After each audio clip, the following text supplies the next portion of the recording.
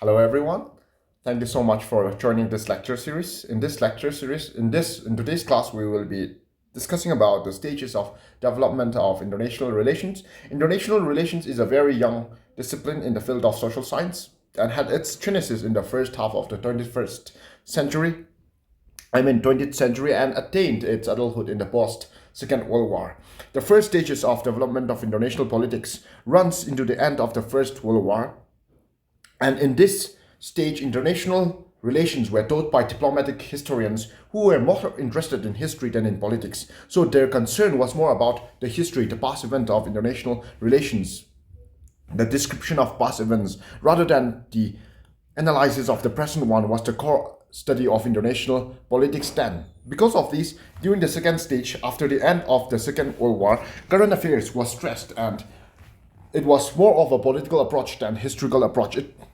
It again gave current affairs or current affairs was stressed. Current affairs was given more importance than the past or historical events. So these both the first stage and the second stage were cited for cited were partially cited for one area, so they could not combine or work together to formulate international relations as a whole.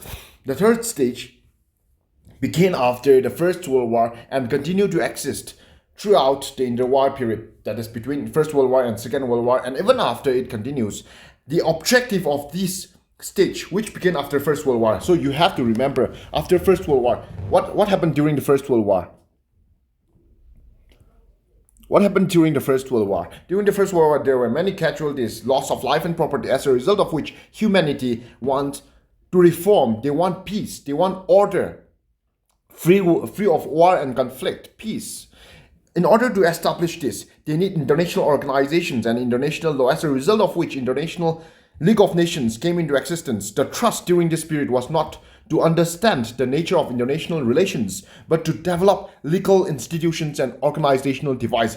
The result was League of Nations, international organizations, and international laws that regulates the activities and actions of the state in international relations. After this, in fact, the third stage emphasized on the ideals and ignored the hard reality of international relations or international life. They focus more on the moralistic, legalistic approach and renounce war, forgetting the reality of international relations. Their call was peace. Their call was world free of war and conflict. They want to reform the order which was prevalent till the First World War. They want a healthy world order where the countries cooperate with each other and establish peace. As I have stated, because of all these league or international organizations like League of Nations come into existence, international laws come into existence to establish an ideal world order of peace. Ignoring the hard reality of international relations, ignoring how international relation really works. The reality is different, and this is reflected in the fourth stage, that is after the Second World War. After the Second World War, the war and the devastation caused by the international relations, the war and the devastation caused in the world order or in the world as a whole, shakes people's faith in the utility of international organizations and international law, and they begin to view or they begin to approach towards scientific analysis of development of international politics. Scientific studies begin to undertake on what causes war, how to avert it, what are the causes of war, and how to stop or how to prevent war in international politics or in the world.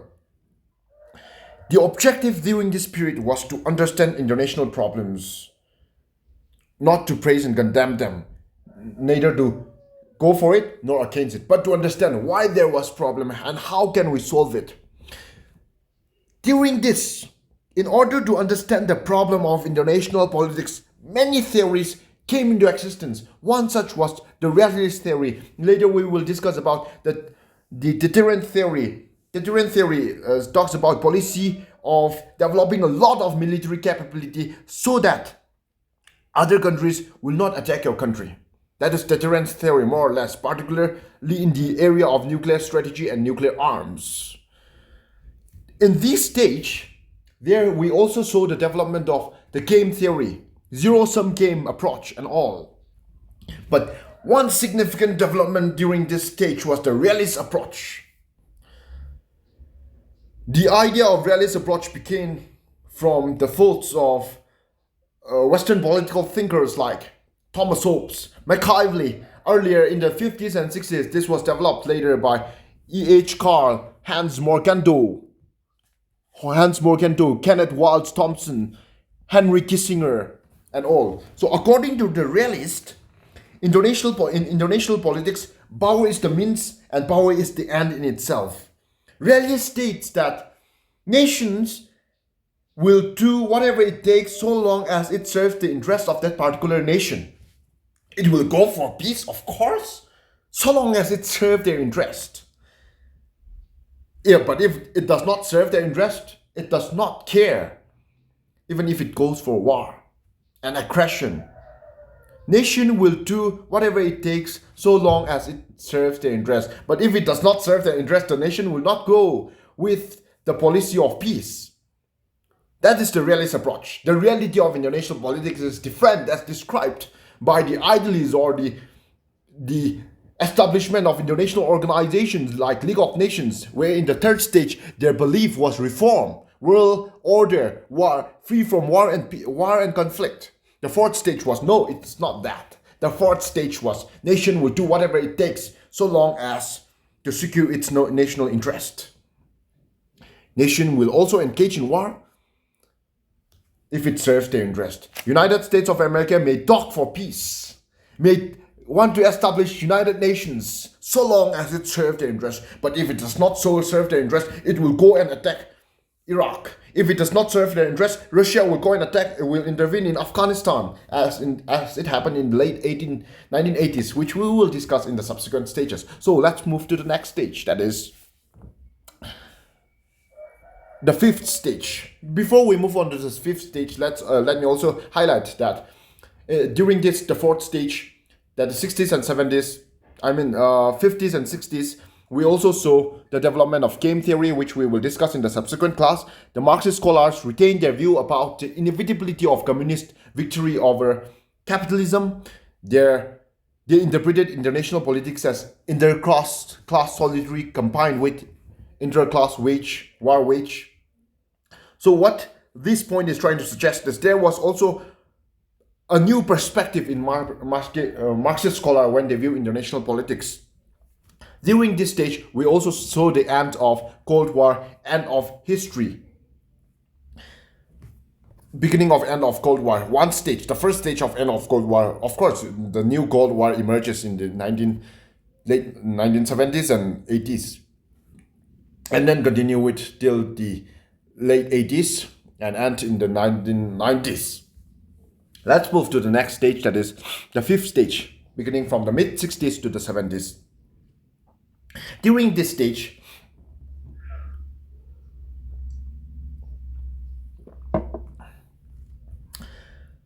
scholars begin to study international politics with the help of scientific approach, which is also termed as behavioral approach. What does the behavioral approach says? What are the features of behavioral approach? What are their views? Behavioral approach states that scholars should try to understand when you study international politics or when you study or analyze politics, we should try to analyze with a neutral approach.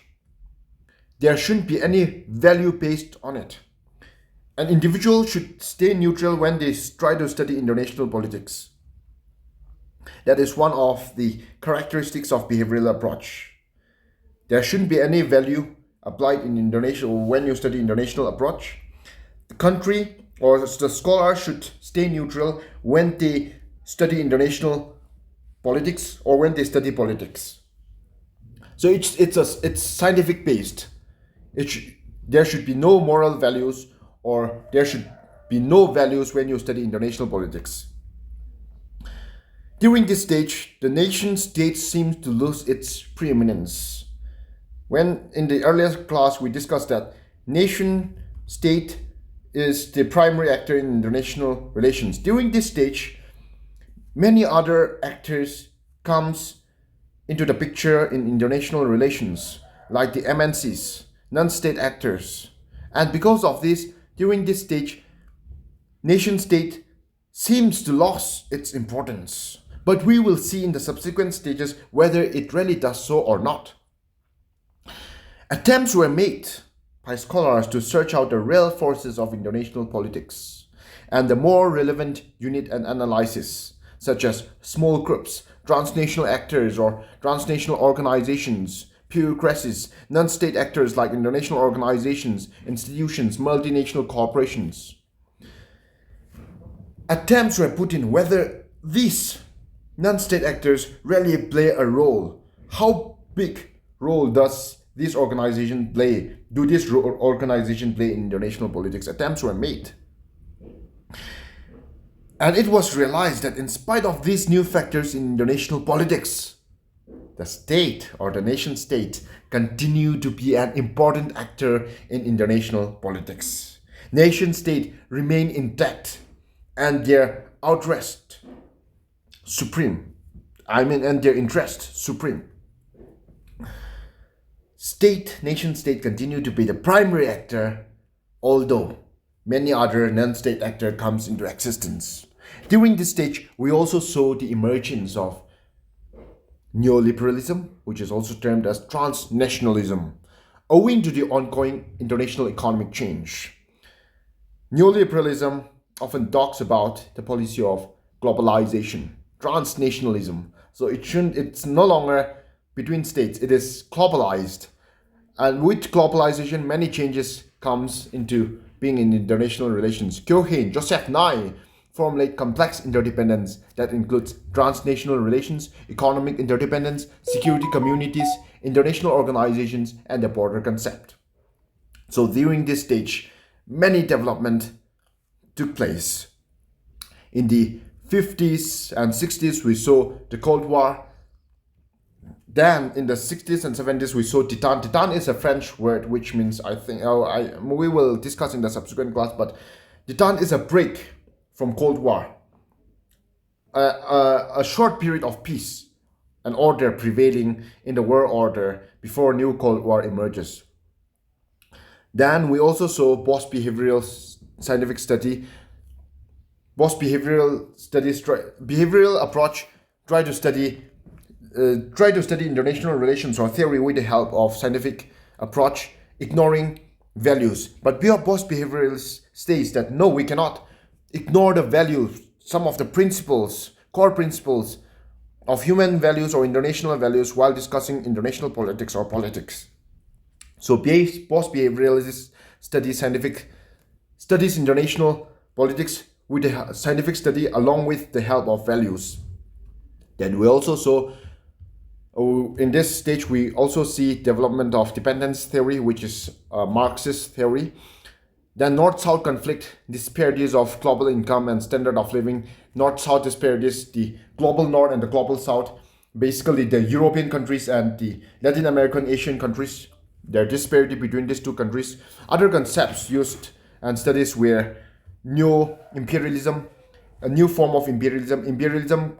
It seems imperialism ends after the end of the Second World War, but neo-imperialism in the form of economic imperialism continues. Dependence theory, structural aggression, political economy, interdependence, and peace research. All these are the new concepts that developed in international politics. In the sixth stage, that is from the late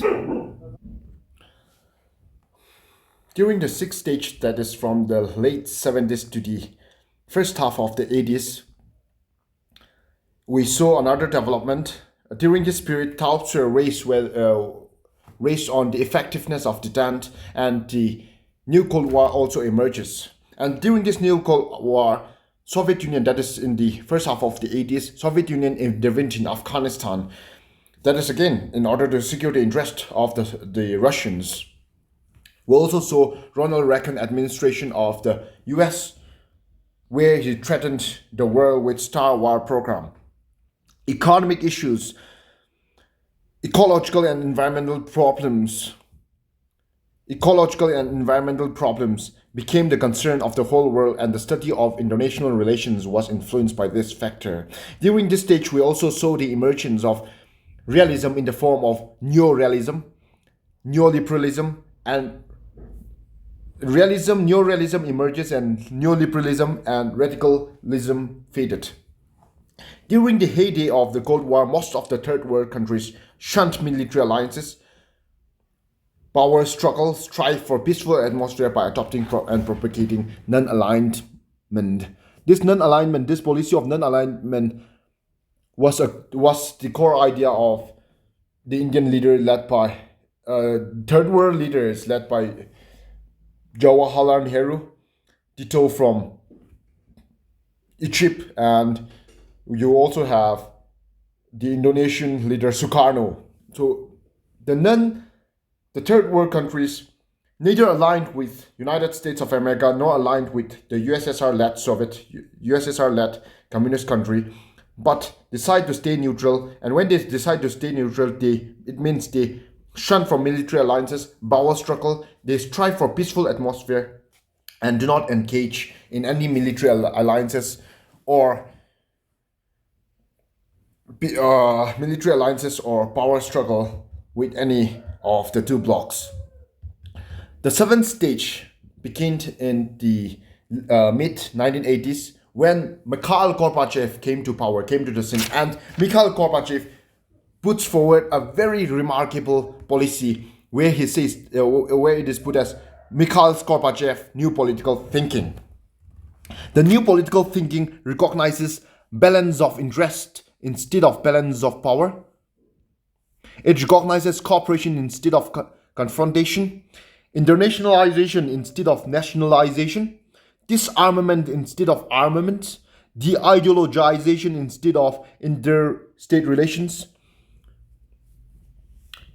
de-ideologization of interstate relations instead of ideologization, deterrent instead of Cold War. And because of this, many significant changes in international relations happened. We saw improvement in Sino-Soviet rift. We saw unification of Germany. We saw huge progress towards disarmament in international arena. This new political thinking of Gorbachev believed in peaceful coexistence and equal security for all.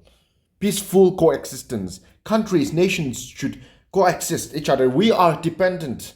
No nation can live in isolation. So we must encourage each other. We must work together for the peace. We must not go for interest, but we must work for balance of power. Instead of confrontation and fighting among countries, we must work for cooperation where we can work together to counter the problems that we faced, which we saw in the sixth stage. That is, problem in the face of environmental challenges, ecological challenges, global terrorism and piracy problem that each and every country faces.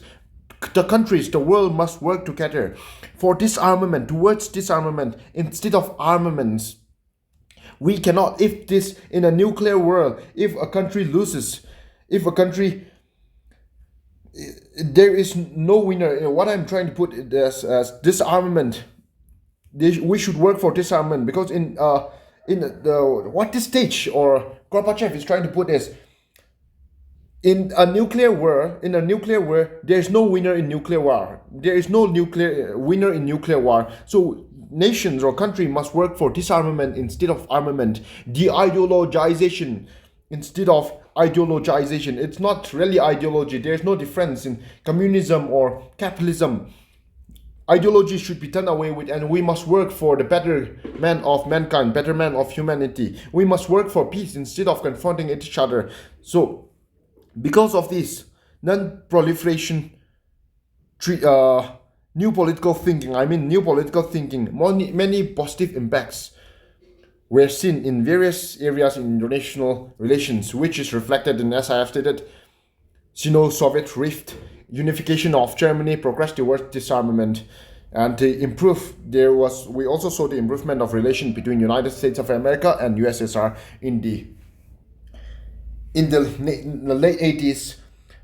But this is also seen as weakness in the part of USSR,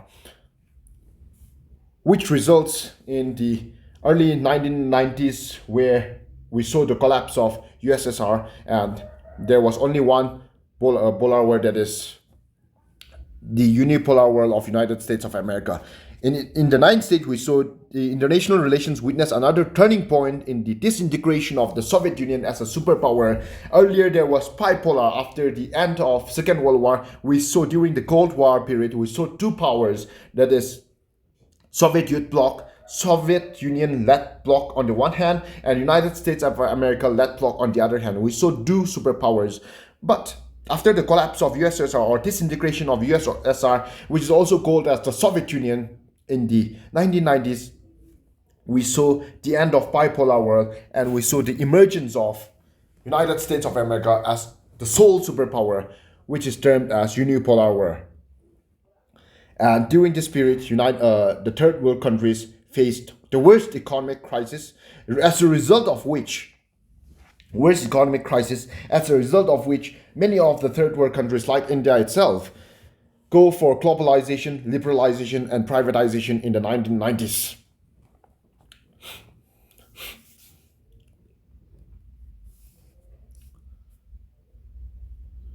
See, as I've stated earlier, it coincided with the dawn of 21st century, the era of globalization, boundaryless world order where there was no boundaries, and global governments or WTO come into existence. Multinational corporations becomes very significant because of globalization. States is no longer the only actor in international relations. There are many other non-state actors like the MNCs, multinational corporations. Diverse field. We also saw diverse field in international relations, be it in the field of economy, human rights, peace, economics, and finance, directly or indirectly influencing the policy of countries in international relations. But let's see. That is till the end of 1990s. Let's see what significant changes took place after the unipolar war. From 1991 or 1990s to 2001, we saw a unipolar war. What I'm discussing here is basically the current world order, the current internet. What development has the international relations seen in the 21st century? 1991 to 2021, we saw a unipolar world. But unipolar world of United States of America, although we still say unipolar world of United States of America is still prevalent, we saw the world of US hegemony, where scholars like John Mearsheimer or Kenneth Waltz upholds the unipolarity. Just give me a second one. Okay, thank you so much. 1991 to 2001, we saw a unipolar world. We saw the hegemony, the world of US hegemony, where scholars like John Mearsheimer or Kenneth Waltz states that unipolar is never stable. It gives rise to hegemony over stretched US or free riders like China, Russia, or India and UN beginning to play a role. They say power is a zero-sum game, which means if power of one country increases, the power of another country decreases. If the power of free riders, that is the Chinese, the Russians, the Indian, the EU increases, the power of United States of America surely will decline in order to balance the world order. After 2001, we saw from 2001 to 2008, we see the beginning of decline of US hegemony, which is reflected in 2003 war against Iraq. US did not get the support in the 2003 US war against Iraq, US did not get the support of Chinese or German. Again, in 2008, we saw the global financial crisis, which in fact is the financial crisis in the United States of America, global financial crisis. And this marked a distinct decline in US hegemony to the extent that the Chinese begin to give lectures to the United States of America. US model of government has failed, and China begins to speak about Chinese model of governance. 2008, we begin to show the decline of United States of America.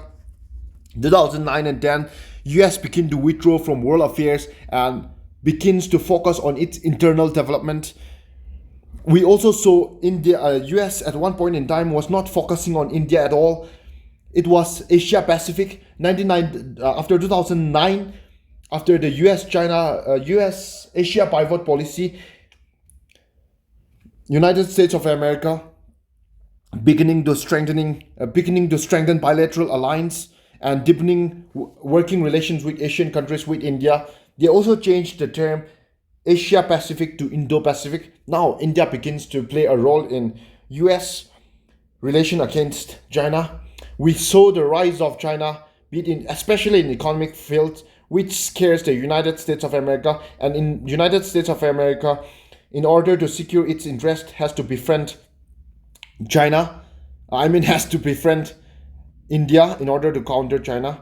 What we saw, in short, what I am trying to say is, in international relations, we begin to see the decline of the sole superpower. We begin to see the decline of unipolar world order, and we begin to see the rise of multipolar. Although United States of America is still the sole superpower in international relations, we saw it is declining. And at the same time, as the power sum game suggests, when United States of America declines, other free riders like India, Russia, the Chinese, and other European Union and other countries begin to emerge. So before the full emergence of multipolar world order, what we saw is a chaotic situation in international relations.